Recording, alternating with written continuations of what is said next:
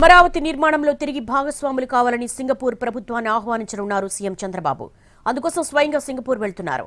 5 రోజుల పాటు సింగపూర్లో పర్యటించనున్న సీఎం పోర్టులు, టెక్నాలజీ, మౌలిక వస్తుల రంగాలలో పెట్టుబడులను ఆహ్వానించనున్నారు.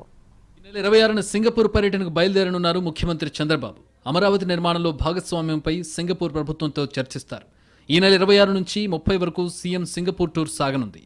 మంత్రులు లోకేష్, నారాయణ, టీజీ భరత్, అధికారులు కాటంనేని భాస్కర్, ఎన్ యువరాజ్, కార్తికేయ మిశ్రా, కె కన్నబాబు, సాయికాంత్ వర్మలు సీఎంతో పాటు వెళ్లనున్నారు. ప్రధానంగా అమరావతి రాజధాని నిర్మాణంపై సింగపూర్ ప్రభుత్వంతో చర్చించనున్నారు. గతంలో సింగపూర్ ప్రభుత్వంతో 1600 ఎకరాల సీడ్ క్యాపిటల్ అభివృద్ధికి ఒప్పందం జరిగింది. సీడ్ క్యాపిటల్ డెవలప్మెంట్కి సంబంధించి సింగపూర్ ప్రభుత్వం కొన్ని సూచనలు కూడా చేసింది. ప్రతినిధులు అమరావతికి వచ్చి చర్చలు జరిపారు. తర్వాత ప్రభుత్వం మారడంతో ఆ ఒప్పందం రద్దయింది.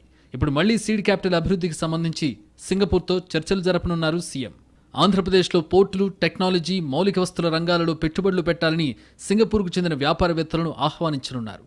ఆంధ్రప్రదేశ్లో తీర ప్రాంతం ఎక్కువగా ఉందని, అక్కడ పోర్టుల అభివృద్ధిపై ప్రభుత్వం దృష్టి పెట్టింది. పోర్టుల నిర్మాణం, అంతర్జాతీయ వాణిజ్యం, సింగపూర్ ప్రభుత్వం పాటిస్తున్న విధానాలపై చర్చ జరగనుంది. పోర్టు ఆధారిత పరిశ్రమలపై కూడా ప్రభుత్వం దృష్టి పెట్టింది. సింగపూర్ టూర్ తర్వాత రాజధాని నిర్మాణంపై పూర్తి స్థాయిలో దృష్టి పెట్టనున్నారు సీఎం చంద్రబాబు. వర్షాలు తగ్గిన తర్వాత పనులు వేగం పుంజుకోనున్నాయి.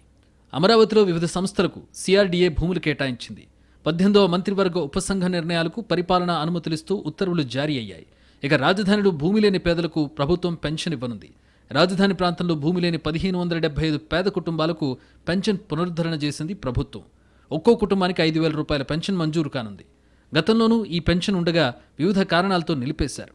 ఇప్పుడు దాన్ని పునరుద్ధరించారు. 2015లో నిర్వహించిన ఇంటింటి సర్వే ఆధారంగా 1575 కుటుంబాలకు పెన్షన్ ఇవ్వనున్నారు.